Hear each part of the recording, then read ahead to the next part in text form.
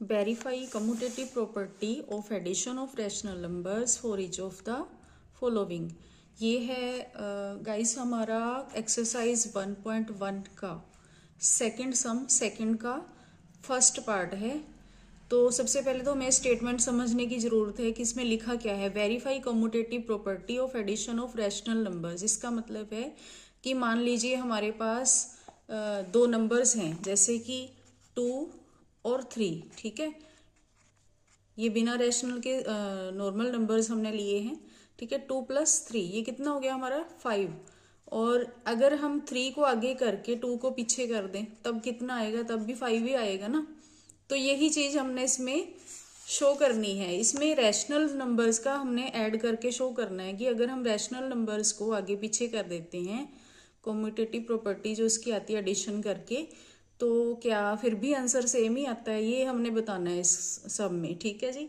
-5/8 and 3/4 हमारे पास दो rational number हैं, -5/8 एंड 3/4। तो सबसे पहले वही सेम ही करना है हमने। इसको लिख लेंगे -5/8 और प्लस करके कितना 3/4। तो वही रूल है, क्या करना है हमने, डिनोमिनेटर का एलसीएम निकालना है। 8 और 4 कितने पे गया, 2 पे। 2 4 ज़ार 8, 2 2 ज़ार 4, फिर से 2 पे, क्योंकि दोनों ही 4 और 2 पे डिवाइड हो जाएंगे। 2 2 ज़ार 4, 2 1 ज़ार 2, फिर से 2 पे 1 एंड 1, ठीक है जी। कितना आ गया, 2 × 2 × 2 कितना हुआ, 2 2 ज़ार 4, 4 2 ज़ार 8। उसके बाद हमारा कितना आ गया, 2 2 ज़ार 4, 4 2 ज़ार 8। कुछ हमने रॉन्ग तो नहीं किया, चेक कर लो। 2 4 ज़ार 8, 2 2 ज़ार 4, 2 2 ज़ार 4, 2 1 ज़ार 2, कितना आ गया हमारा जी, 8 और 4 का 8 आ गया। तो यहाँ पे हम इसका एलसीएम लिख देंगे 8, ठीक है। ये मैं दूसरे तरीके से आपको करवा रही हूँ। देखिए पहले ये जो हमारा एलसीएम आया है ना, इसको हम डिनोमिनेटर से डिवाइड करेंगे। 8 1 ज़ार 8, कितना आ गया हमारा, 1 आ गया। इस 1 को अब न्यूमिनेटर से मल्टीप्लाई किया जाएगा, आंसर आएगा -5 का -5 आ जाएगा। क्योंकि किसी भी नंबर को अगर हम 1 से मल्टीप्लाई करते हैं तो उसका आंसर सेम ही आता है। उसके बाद यहाँ पे हमारा बीच में प्लस का साइन है, ये प्लस का ऐसे ही उतार लेंगे। उसके बाद फिर से वही प्रोसेस दोहराएंगे हम। 8 को हम 4 से डिनोमिनेटर से डिवाइड करेंगे। 4 2 ज़ार 8 आ गया, कितना आया हमारा, 2 आया। इस 2 को ऊपर वाले न्यूमिनेटर 3 से मल्टीप्लाई होगा। 2 3 ज़ार 6 हो गया जी हमारा ये। अब इनको क्या करना, हमने ऐड करना है।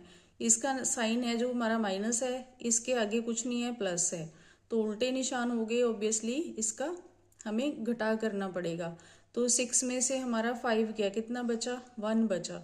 और जो आंसर में जो साइन लगता है वो लगता है हमारा लार्ज नंबर का। लार्ज नंबर का साइन जो है प्लस है, 1/8 आ गया जी, ठीक है। उसके बाद सेकंड 3/4। अब हम क्या कर रहे हैं, इन फैक्टर्स की जो पोजीशन है हम चेंज कर रहे हैं। पहले -5/8 हमने आगे रखा हुआ था, अब हम 3/4 को आगे करके -5/8 को पीछे करते हैं। फिर करके देखते हैं कि अगर क्या ऐसा ऐड करने पर भी ये सेम ही आंसर आएगा हमारा। बस यही चीज़ हमने शो करनी है। तो 4 और 8 का जो डिनोमिनेटर है वो तो हम पहले सॉरी एलसीएम जो है वो हम पहले ही निकाल चुके हैं। 4 और 8 का जो एलसीएम है हमारा 8 ही आता है, ठीक है जी। यहाँ पे हमने लिखा 8, ये एलसीएम हो गया हमारा। अब सेम वही प्रोसेस, इस 8 को हमने 4 से डिवाइड करना है डिनोमिनेटर से।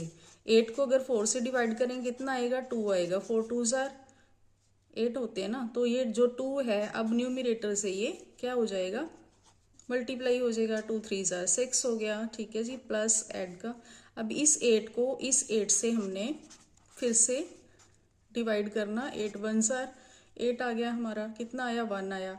इस 1 को अगर हम -5 से मल्टीप्लाई करते हैं तो साइन समेत हम इसको लिखेंगे -5, क्योंकि जो साइन है वो भी तो होगा ना मल्टीप्लाई, साथ में 1 का प्लस है और 5 का माइनस है, तो -5 आ जाएगा, ठीक है जी। उसके बाद अब हम क्या करेंगे, इसका साइन प्लस है और इसका साइन माइनस है, दोनों क्या हो जाएंगे आपस में, ये भी दोनों माइनस हो जाएंगे। ठीक है, तो 6 में से 5 के हमारे 1 आ गया।